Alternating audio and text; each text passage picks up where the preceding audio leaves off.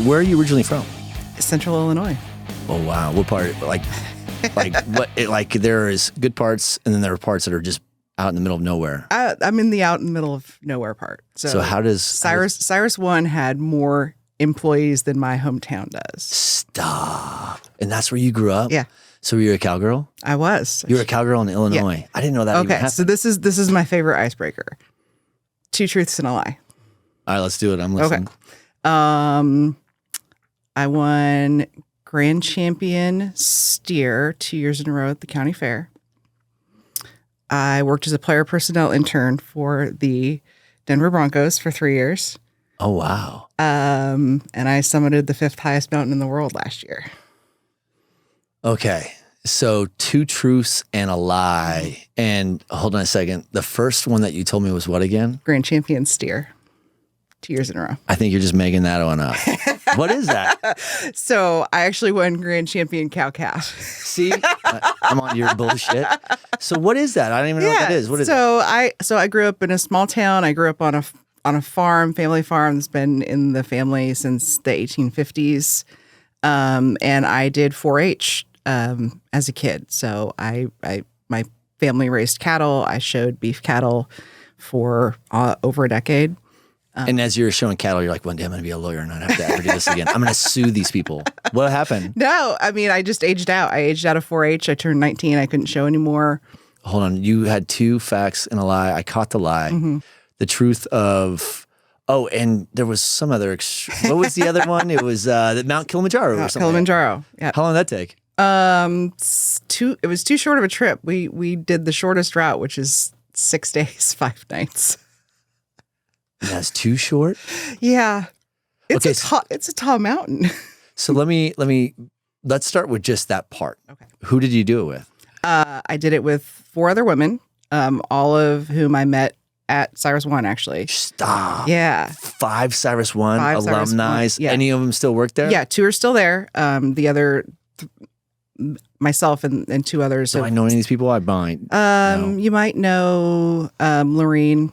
Our head of marketing. Okay. She's still there. And she did it? Yeah. So when did you guys do this? We did it in February of 22. February 22. Mm-hmm. What was the world like then? It was opening up, but not fully open. So we still had to do all the testing, all the masking and everything. But as soon as we got off the plane in Tanzania, it was just like normal. Walk me through how long does it take to prepare? What did you do to prepare for that?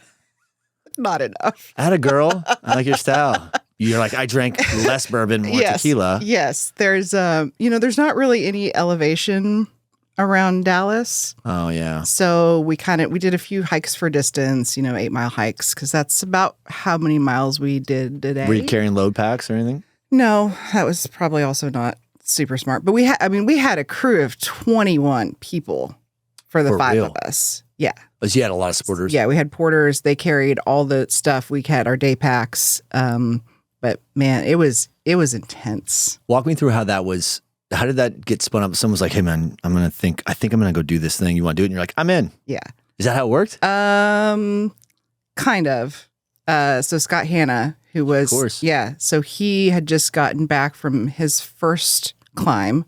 And was getting ready to surprise me. Yeah, that guy was a savage of an athlete. I know, right? He was like doing iron. I'm like, what are you doing? He's like, I'm going to go do a full iron or a half iron. He's like, yeah, I use those for training workouts or like catered workouts. Plus, you get a free T-shirt. Yeah, to train for the big ones. And I was like, damn. No, he's impressive. I mean, very impressive. Very so athletic. He had come back from his first climb and was getting ready to do his second climb with his and Kirsten's 3 kids. And they were at happy hour with Rachel and Lorene and were talking about it. And both Rachel and Lorene were like, that sounds really cool. Like, especially at a happy hour when we're drinking. Yeah. Sounds like a great idea. Let's do that. So it was another happy hour and they were all talking. They're like, okay, we got to commit. Are you in or are you out? And I just spontaneously was like, let me make sure that, my ex-husband can watch my daughter, and called him and I was like, hey, what do you think of this? And he's like, go for it. Yeah. So, nice. Yeah. So it all worked out. It all worked out. So how much from the time that you guys were at this happy hour having drinks and making bad decisions to the time that you guys were doing it? That was August, and we climbed in February. Okay. And how'd it go? It's the hardest thing I've ever done in my life. Okay. So in what way? Physically, it's incredibly challenging. Kili's not a technical climb, but it's still very demanding, especially From a labor perspective? Yeah. I mean, you're walking 5-6 miles a day uphill both ways, literally. And there's really, unless you kind of do that stuff all the time, there's not, I think, a lot that you can really do to prepare for that hardcore. Well, you have the altitude mass that people train with, and they get Stairmasters, and You're exactly right. There's actually a lot of things. So there are a ton of things. We didn't do any of those. Where's the world at when Kirk can tell you that there's ways to get around it? So keep going. And but a lot of it's mental. Like, it's not a technical climb, but there are places where you're kind of scrambling over rocks, or you're having to step out on. They look like little pedestals. And they are, but there's also a very, very, very long drop off the other side if your foot slips. Sure. So, and then there's one spot on this wall that we climbed where you literally they call it the kissing rock, because you have to face it and kiss it as you walk by, because you're that close. There's like no open mouth, or just like regular. I didn't know it like that. It was a cousin? I didn't know it that well, so it was very. It was a very moderate kiss. Was it awesome though? What did you learn about yourself on that? Because I think a lot of people want to do that. Yeah. That's a huge bucket list, right? And it's a testament to if it wasn't mentally and physically demanding, then no one would want to do it. So what did you learn? What did you take away from it? That I could do it. That even stuff that I was like, I'm not a hiker, I'm not a mountain climber. Like, give me an all inclusive, give me some nice restaurants. Let me sit on a beach with a pool boy. But it really, really got me out of my comfort zone. Good. In a lot of ways. And so with one, I can do that. Two, that it's okay to ask for help. It's okay to need help doing stuff. Nice. Pushing your limits, but also knowing your limits. So there's 3 places on the summit that you can get a summit certificate. One of them's all the way down, because it's a dormant volcano, so it's a big crater rim.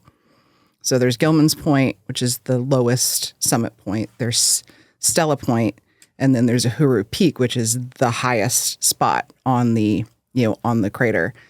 The rest of the group was able to make it to Uhuru. I stopped at Stella. I was already an hour behind them. I wanted to give up like 100 yards shy of the summit. I was like, nope, I'm done. I can't get my breath. Like, I'm not going to make it. What's that altitude, by the way? Stella is 18.5, 18.6. So it's up 19. there. I mean, it's up there. Yeah.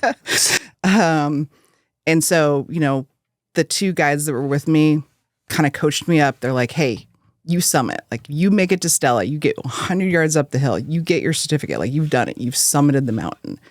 And so I pulled on whatever I had left, Dug deep.